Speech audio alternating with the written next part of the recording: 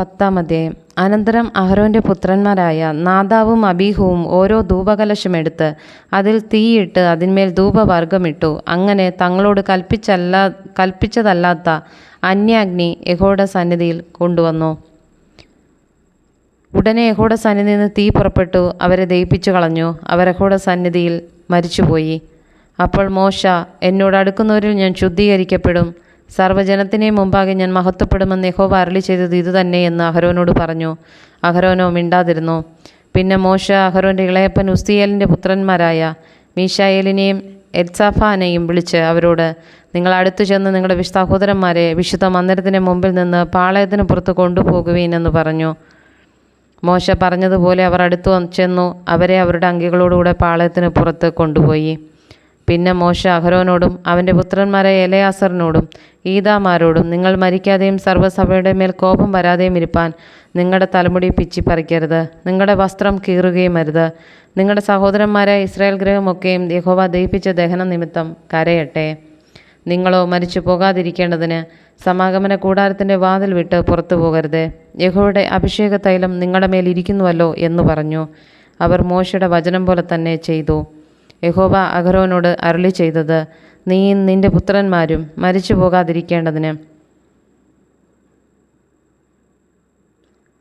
സമാഗമന കൂടാരത്തിൽ കടക്കുമ്പോൾ വീഞ്ഞും മദ്യവും കുടിക്കരുത്.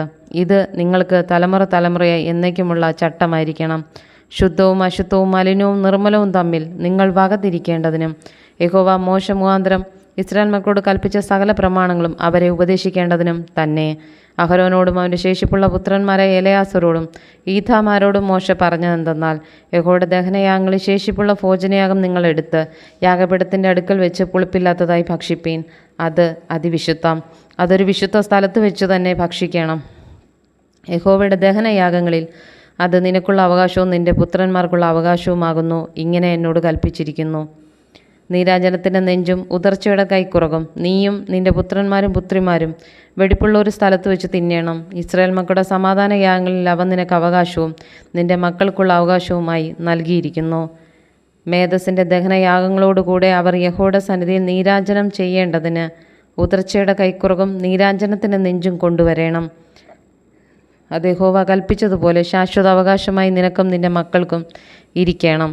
പിന്നെ പാപയാഗമായ കോലാടിനെക്കുറിച്ച് മോശ താല്പര്യമായി അന്വേഷിച്ചു, എന്നാൽ അത് ചുട്ടുകളഞ്ഞിരുന്നു. അപ്പോൾ അവൻ അഹരോൻ്റെ ശേഷിപ്പുള്ള പുത്രന്മാരായ എലെയാസറിനോടും ഈഥാമാരോടും കോപിച്ചു.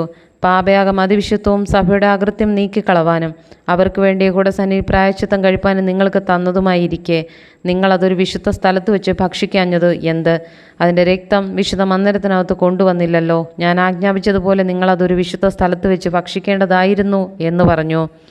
അപ്പോൾ അഹരോൻ മോശയോട്, ഇന്നവർ തങ്ങളുടെ പാപയാഗവും ഹോമയാഗവും യഹോവയുടെ സന്നിധിയിൽ അർപ്പിച്ചു. എനിക്കിങ്ങനെ ഭവിച്ചുവല്ലോ.